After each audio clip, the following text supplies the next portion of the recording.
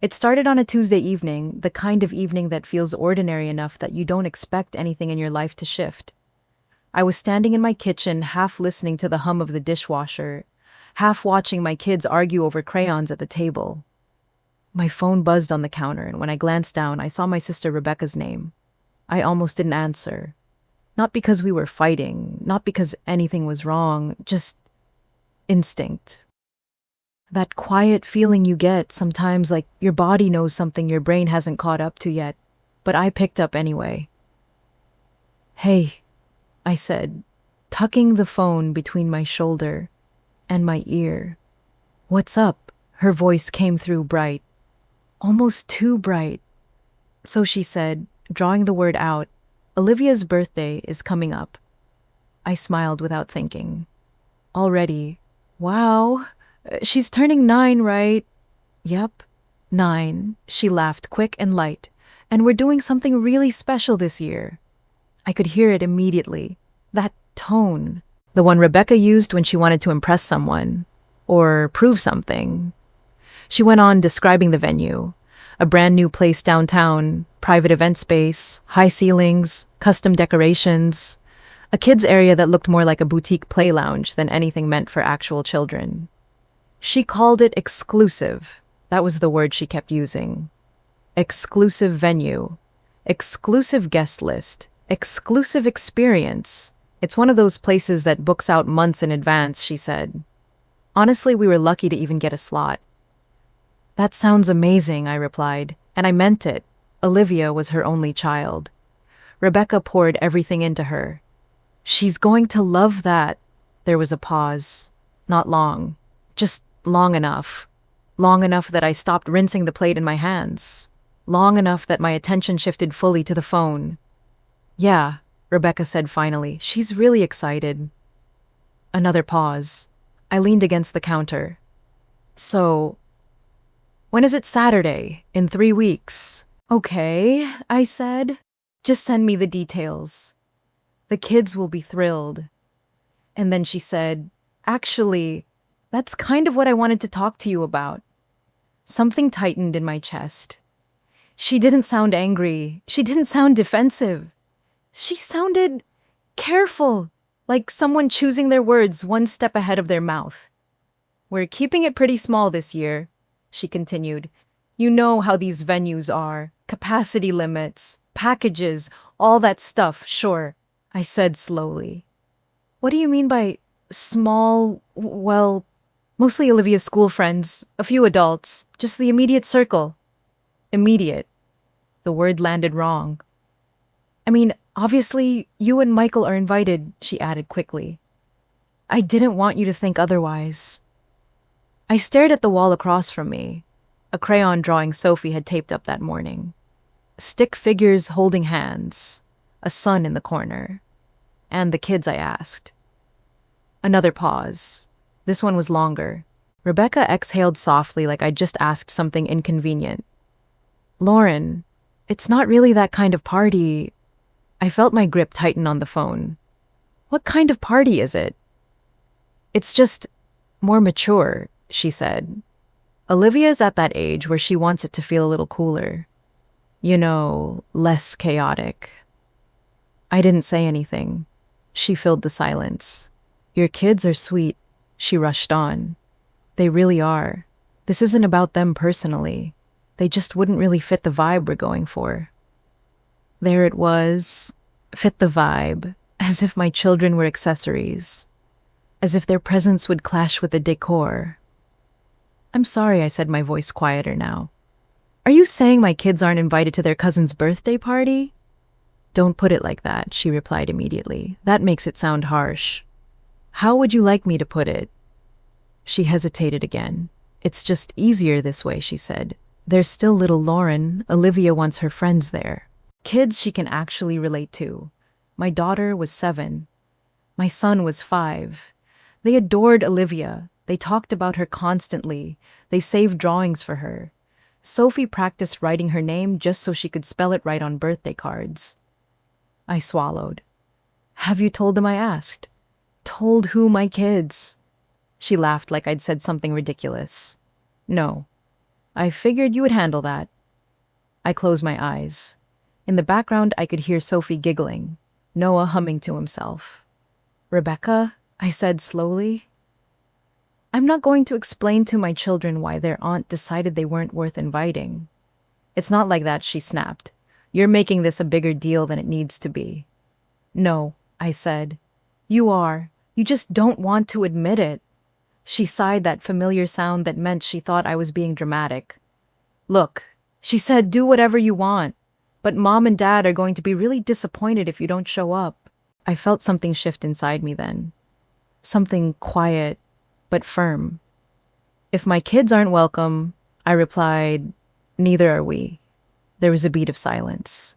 Then she said lightly, almost dismissively, Fine, suit yourself.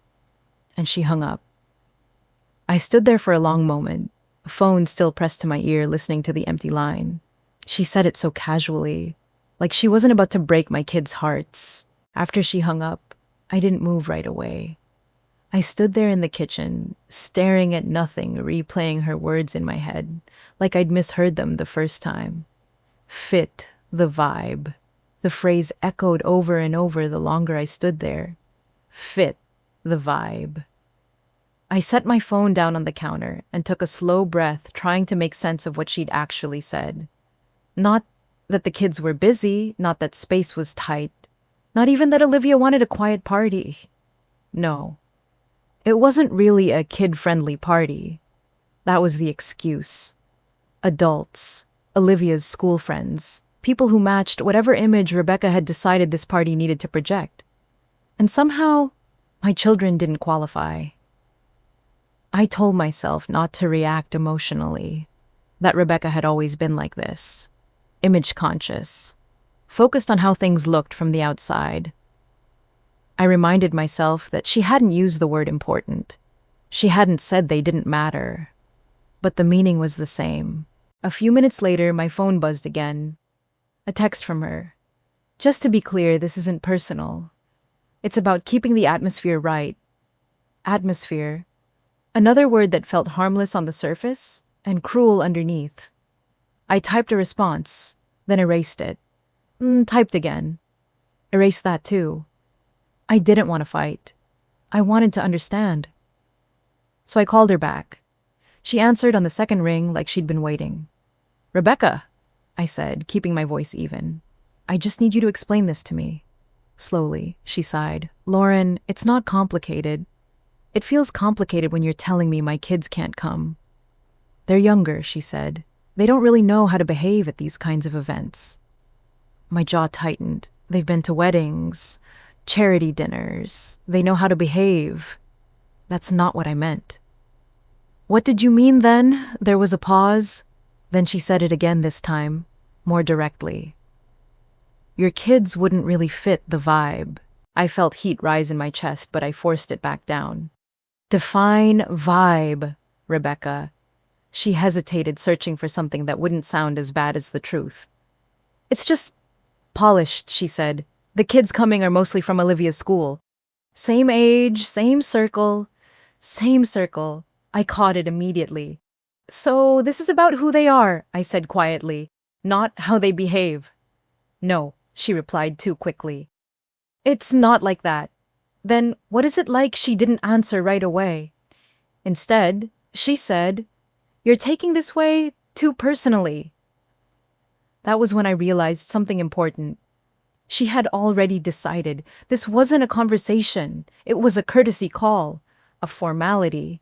The decision had been made before she ever dialed my number. I swallowed hard. Rebecca, they're your niece and nephew. I know, she said. And I love them.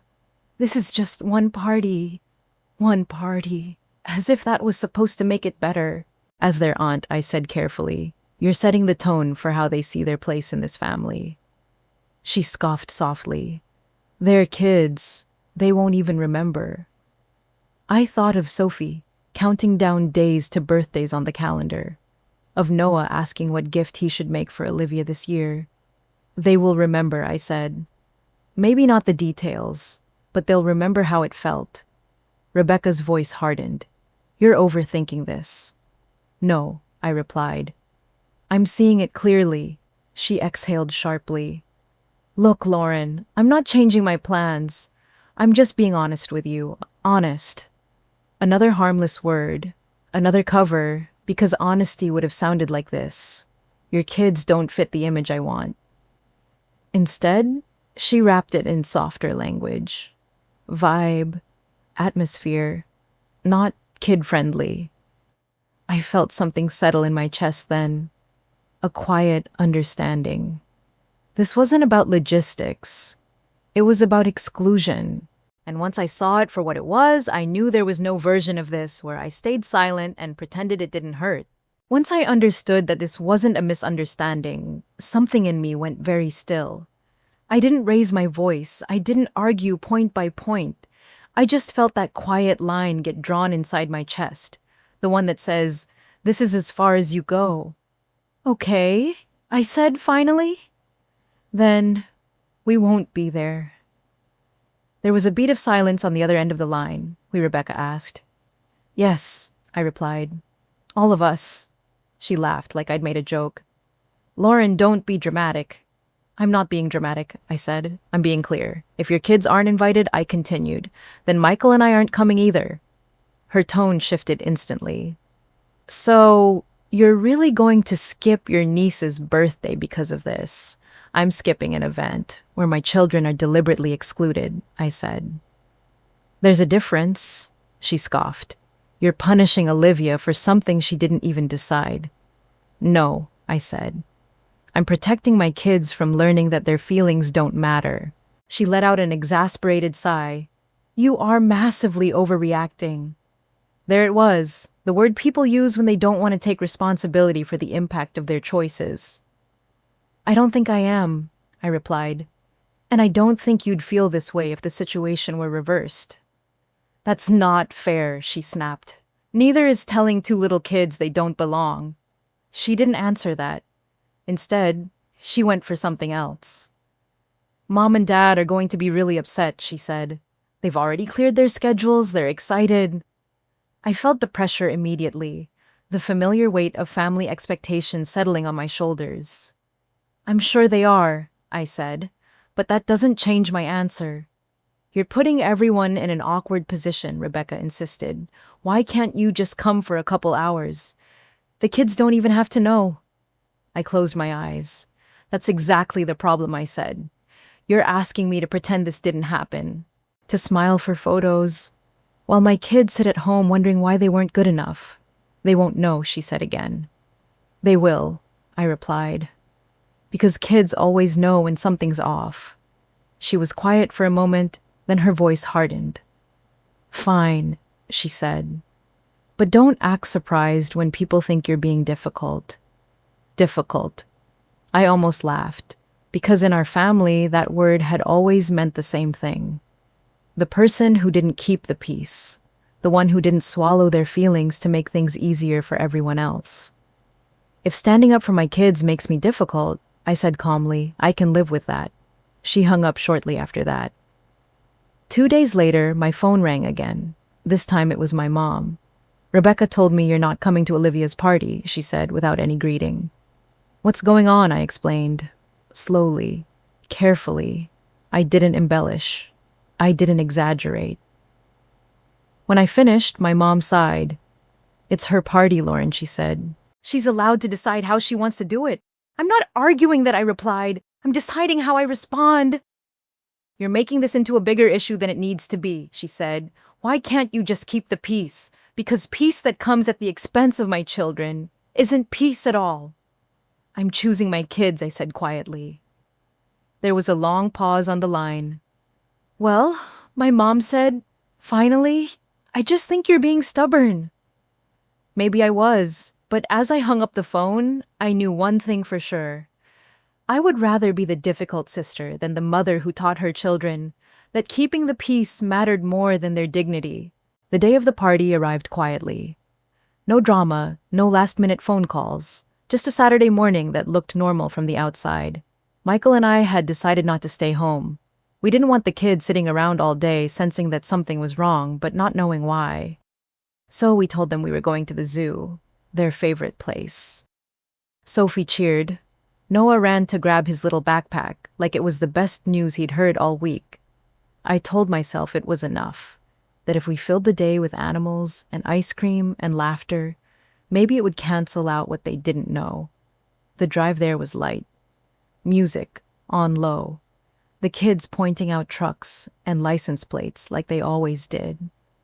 For a moment, I almost believed we'd pulled it off. The zoo was busy. Families everywhere. Balloons tied to strollers. Kids with face paint and sticky fingers.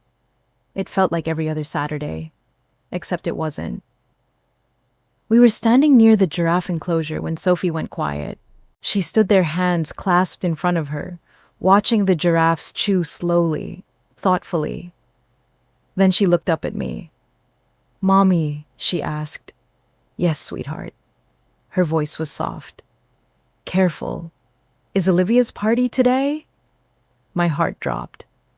I felt it physically, like something giving way inside my chest. I glanced at Michael, and I could see it hit him too.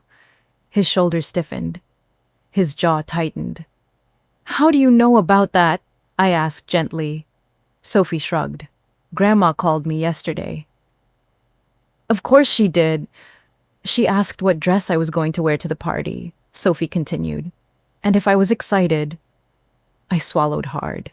Grandma hadn't meant to hurt anyone. I knew that. In her mind, things were probably already resolved. Or maybe she just didn't think. But that didn't make the moment any easier. "So, are we going after the zoo?" Sophie asked. Or later, I knelt down in front of her, bringing myself to her level. I could feel Noah leaning into Michael beside us, sensing the shift in the air. "No, honey," I said quietly. "We're not going to Olivia's party."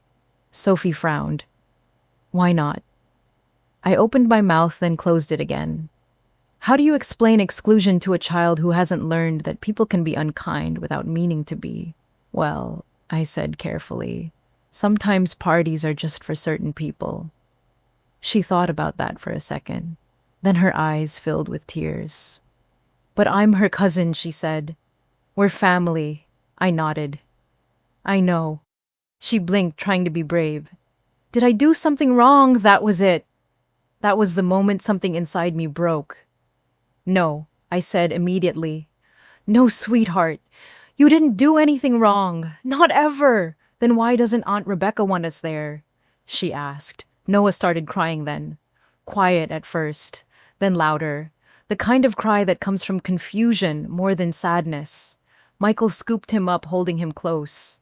I could see the anger in his eyes, barely contained. Sophie's tears spilled over. "Does Aunt Rebecca not like us anymore?" I pulled her into my arms, holding her tightly, breathing her in like I could somehow protect her from the truth just by being close. "This isn't about you," I whispered. "This is grown-up stuff. And grown-ups don't always get it right." But she didn't hear that.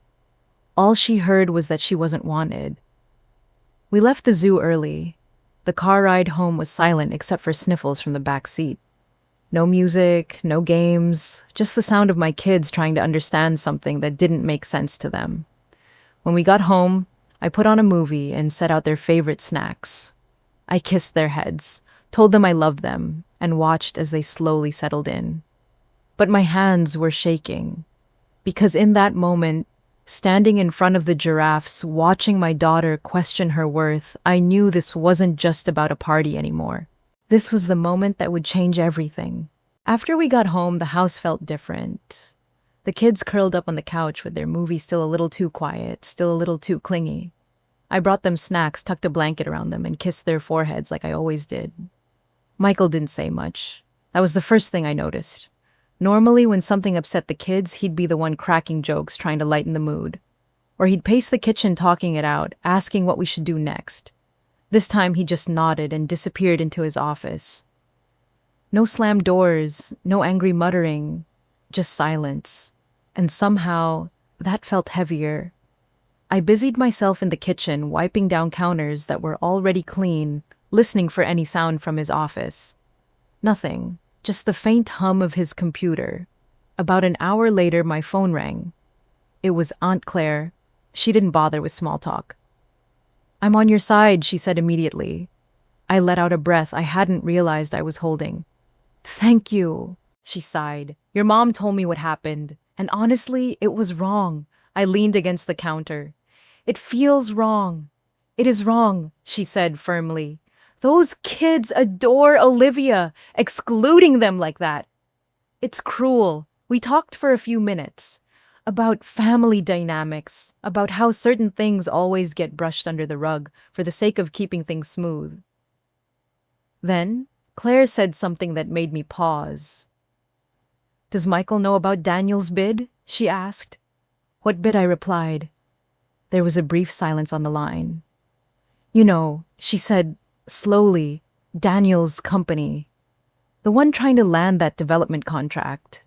The one tied to Michael's investment group." I frowned. "I'm not sure what you mean." She hesitated like she'd already said too much. "Lauren," she said, lowering her voice. "You do know Daniel's company has been bidding on one of Michael's investment projects, right?" I stared at the wall. "No," I said, honestly. "I didn't know that." "Oh," Claire replied. "I just assumed what I asked. That Michael would be looped in," she said. "It's a pretty big opportunity for them. Rebecca's been talking about it nonstop." My stomach tightened. I thought about the way Rebecca had mentioned money lately. The upgrades, the school Olivia might attend next year. The pressure she always seemed to be under. "I didn't realize it was connected to Michael," I said. Claire cleared her throat. "Well, it is." I glanced down the hallway toward Michael's office. The door was still closed. "I probably shouldn't have said anything," Claire added quickly. "I just wanted you to know I support you. That's all." "Thank you," I said again, though my mind was already racing. After we hung up, I stood there for a long moment trying to piece it together. I knew Michael invested in things. Real estate. Startups. Projects I didn't always understand and never really asked about. He kept that part of his life separate, and I respected that. But I had no idea it overlapped with my sister's world. I walked toward his office, then stopped myself. He'd tell me if it mattered. At least, that's what I told myself. From the other side of the door, I finally heard his voice. Low, calm, focused. He was on the phone, and for the first time since we'd left the zoo, I felt it. Something had shifted.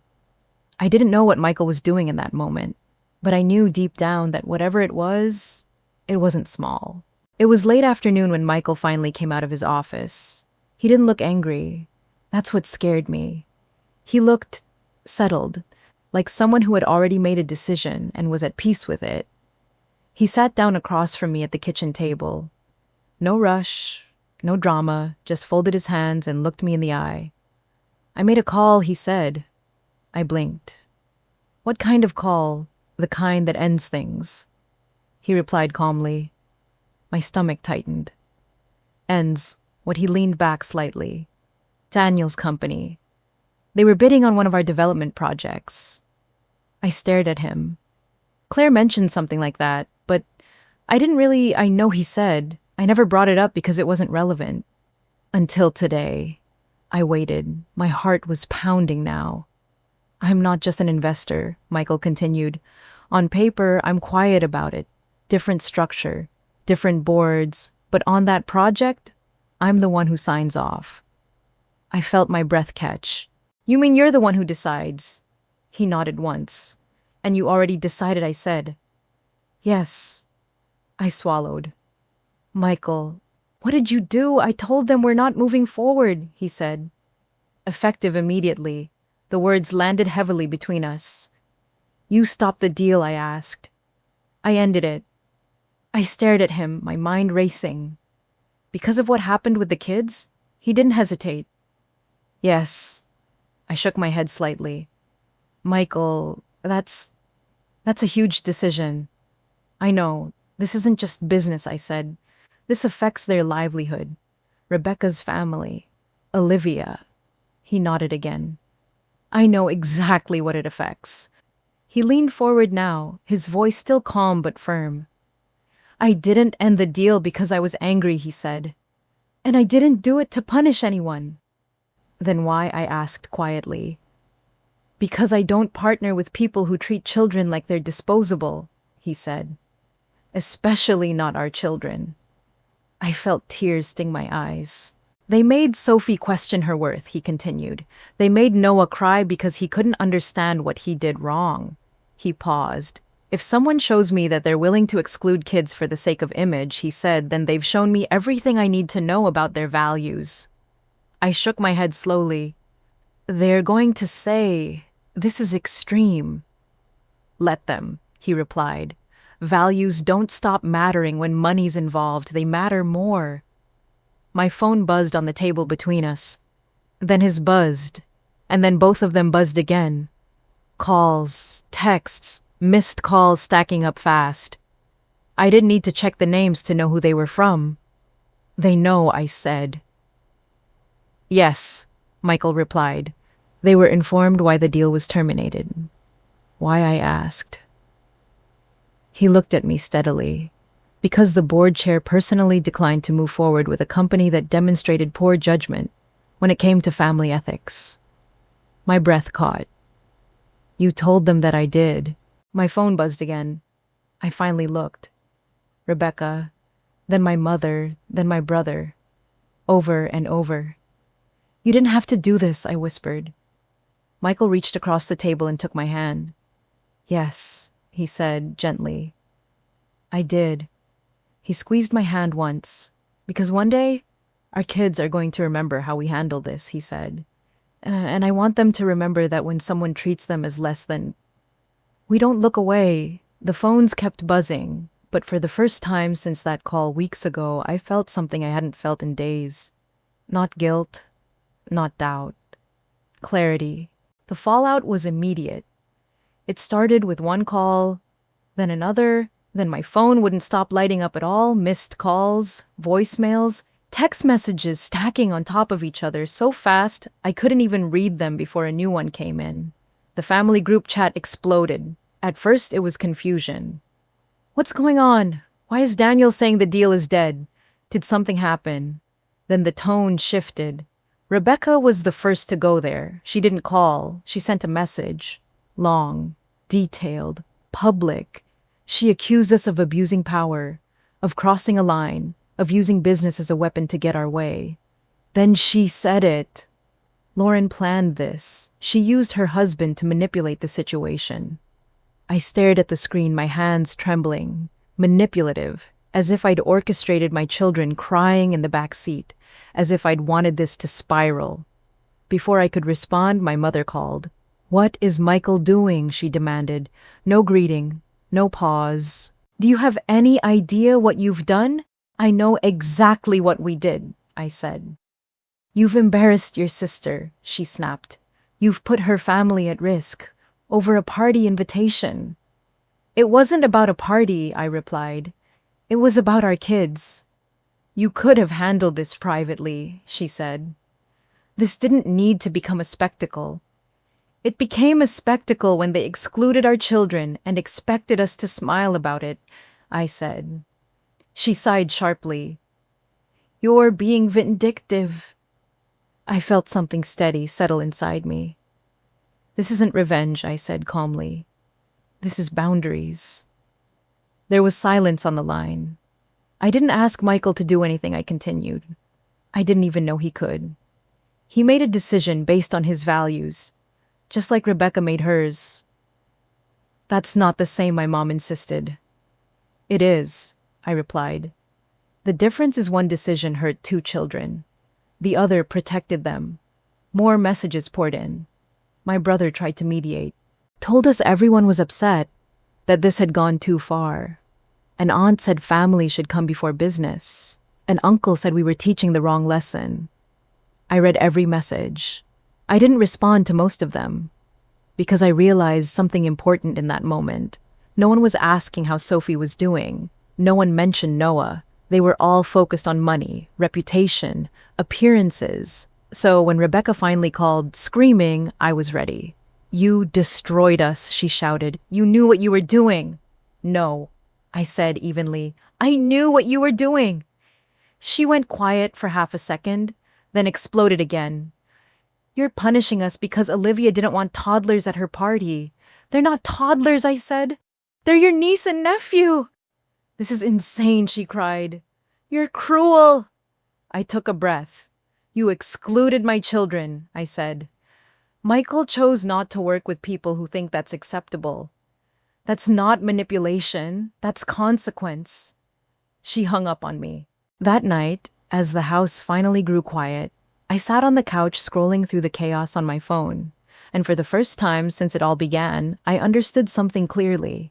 Standing up for your kids will always make you the villain in someone else's story. But I was okay with that. 3 days passed. No calls, no messages. The family chat went quiet in that uncomfortable way that meant everyone was talking somewhere else. I didn't expect anything to change. So, when the doorbell rang that afternoon, I wasn't prepared to see Rebecca standing on my porch. Alone. No Daniel, no Olivia, just her looking smaller than I'd ever seen her. I need to talk to you, she said. I stepped aside and let her in. She stood in the living room, not sitting right away, her eyes drifting around like she was seeing the place for the first time. The kids' drawings taped to the wall, the toy basket in the corner, Sophie's backpack by the door. Finally, she sat down and folded her hands in her lap. I didn't realize how serious this was going to become, she said quietly. I didn't respond. She took a breath. And before you say it, I know, that's not an apology. I waited. She looked up at me, her eyes red. This isn't about the deal. That got my attention. If it were just about money, she continued, I'd be angry, defensive. I'd be trying to bargain. She swallowed. I'm here because I was wrong. The words hung in the air. I told myself I was doing what was best for Olivia, she said. But that wasn't the whole truth. I stayed silent, letting her keep going. I was jealous, she admitted. Of your kids, my breath caught. People are always talking about Sophie and Noah, she said. How polite they are. How sweet. How easy they are to love. She looked down at her hands. Olivia's been struggling, acting out, and every comparison felt like a judgment on me. So you excluded them, I said softly. She nodded. I thought if they weren't there, no one would compare. I didn't think about what that would do to them. Her voice broke. I didn't think about how it would feel to be left out. I believed her. Not because it erased what happened, but because she wasn't deflecting anymore. I'm sorry, she said. Not because of what Michael did, but because I hurt 2 children who didn't deserve it. I felt my throat tighten. They deserve to hear that from you, I said. Not from me, she nodded immediately. I know. That's why I came. I called the kids into the living room. Sophie approached cautiously. Noah stayed close to my side. Rebecca knelt down in front of them. I owe you both an apology, she said gently. I made a bad choice, and it hurt your feelings. Sophie watched her carefully. You didn't want us at the party. Rebecca nodded. I was wrong, and I'm really sorry. Noah sniffed. Did we do something bad? Rebecca said firmly. You did nothing wrong. This was my mistake. Sophie was quiet for a moment. Then she asked, Do you still like us? Rebecca's eyes filled with tears. I do. Very much. That was all it took. Sophie stepped forward and hugged her. Noah followed. Children forgive faster than adults ever do. Rebecca stood up slowly, wiping her eyes. Thank you for letting me say that. I nodded. This doesn't fix everything. I know, she said. But it's a start. As she left, I watched her walk down the driveway alone. And for the first time since this all began, I felt something shift again. Not resolution, but honesty. The kids moved on faster than any of us did. That's the strange thing about children. They feel things deeply, but they don't carry them the same way adults do. Once Rebecca apologized, something seemed to lift off their shoulders. A week later, Sophie was back to drawing pictures for Olivia. Noah asked if she liked dinosaurs yet. They didn't replay the hurt. They didn't question themselves anymore. They accepted the apology and kept going. The adults, on the other hand, didn't bounce back so easily. Family gatherings felt different after that. Polite, careful, like everyone was stepping around something fragile on the floor, afraid to acknowledge it directly. Rebecca and I were civil. We talked, we showed up. But the closeness we once had didn't magically return. And maybe it never will. Michael never reconsidered the deal. Not out of spite, not out of anger. He said it was about alignment, about knowing who he wanted to build things with and who he didn't. Some family members still think we overreacted. They say it was too much. That business should have stayed separate. I don't argue with them anymore because they didn't see Sophie's face at the zoo. They didn't hear Noah ask what he did wrong. They didn't have to explain to a child why being family suddenly came with conditions. What my children learned that day wasn't about money or power or revenge. They learned that when something hurts, it matters. They learned that adults don't always get it right, but the ones who love you will stand up for you anyway. They learned that being kind doesn't mean accepting being treated as less than. And maybe most importantly, they learned that their place in this world isn't negotiable. Sometimes the lesson isn't about winning, it's about teaching your children they're never too small to matter. If you've ever been put in a position where standing up for your kids meant upsetting your family, I want to hear from you. Do you think we went too far? Or would you have done the exact same thing? Let me know your thoughts in the comments below. I read them all and I know a lot of other parents do too. And if stories like this resonate with you, real situations, real emotions, and the hard choices families don't like to talk about, make sure you're subscribed. We share new stories every single day. You're not alone here.